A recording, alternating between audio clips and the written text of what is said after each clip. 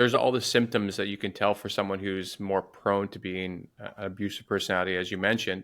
And I guess the first one is there an underbelly that causes these things? Like, do we go to someone who had had considerable childhood trauma, or they saw abuse in their family life, or they saw abuse around them? Is there anything that they've or that you've been able to underline as the foundation that causes these sorts of I guess symptoms or characteristics in people? Yeah, I mean, we didn't have the research wherewithal to assess genetic components, and there might be a genetic component when we just don't know because I mean to do that is really complex. You have to do paired identical twins versus monozygotic twins and blah blah blah. Other Right. people have, John Livesley, who was also at University of British Columbia, did some of that work and did find that some of the characteristics of borderline personality appear to have a genetic component.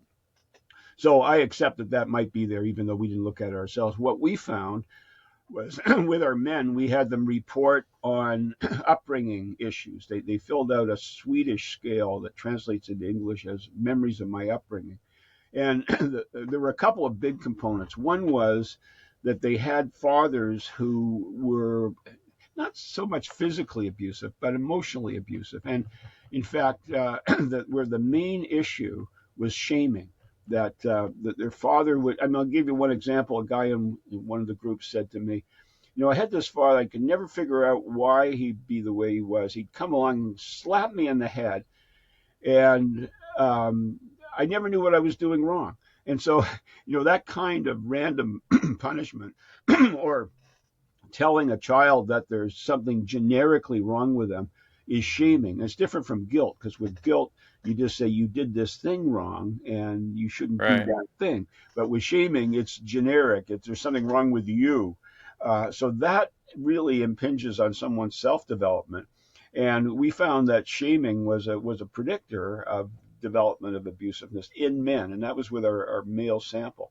I mean, we later found that the same abusive personality characteristics in women predicted their self-reports of abusiveness in relationships. So it seems to apply in to both sexes. I don't know whether there's a difference in terms of paternal shaming, maternal shaming. I don't know because we've never been able to really delve back into the childhoods of abusive women to make comparable comparisons. Why is that? Because no one's done those studies. You don't have the sample. The men we had came through the courts. They were arrested for wife assault. We wound up doing the study on them, and women don't in Canada rarely get arrested for domestic violence. I mean, it just doesn't happen. The police are almost trained. Well, in some cases, they are trained to just look at the man. I mean, I'm doing a case right now in Vancouver where a man 5 times called five times he called the police. His girlfriend was arrested, and they never proceeded with charges any one of the 5 times. And then What the finally hell? they split up, and they're having an argument over some possessions. And she bites him on the shoulder, and he punches her in the nose. He's arrested and standing trial. So I did. What? Nobody believes this one. I did a case in Canada where a guy had a knife in his belly, phoned the police. They took him to the hospital, got the knife out, and then arrested him. That's how bad it is in Canada. Hold on. Don't come What? back. Yeah. What would they arrest him for Uh, Domestic violence. when he has the knife in That's his? right. That's right. That's right. That's all kinds of crazy. Yeah, it's all kinds of crazy. Yeah, you're talking about Canada right now.